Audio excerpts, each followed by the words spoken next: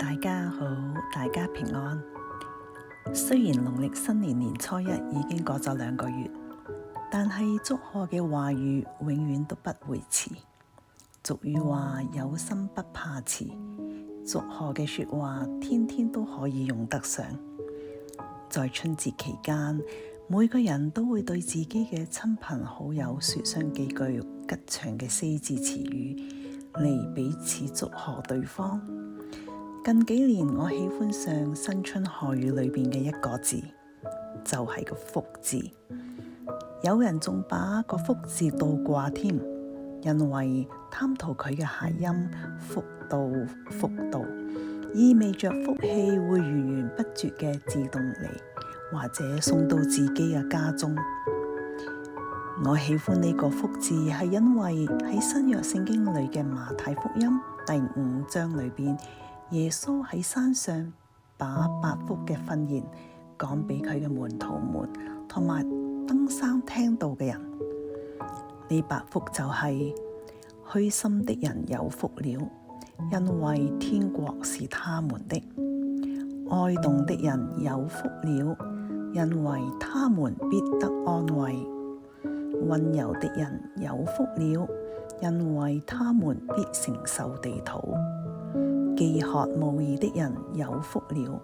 因為他們必得飽足；憐恤人的人有福了，因為他們必蒙憐恤；清心的人有福了，因為他們必得見神；使人和睦的人有福了，因為他們必稱為神的兒子；為義受逼迫的人有福了，因為天國是他們的。其實係仲有第9福嘅，但係喺新春多數基督徒都係講呢祝賀嘅8福。仲有許許多多關於有福呢2個字喺聖經裏邊有幾本書都提到嘅。那麼普通人的福道嘅紅色春徽和呢8福嘅春徽貼喺牆壁上面，對我來說有何不同分別嘅意義呢？對我個人而言，有啲乜嘢啟發同埋感想呢？我個人覺得福道係被動的，而聖經上邊嘅8福、9福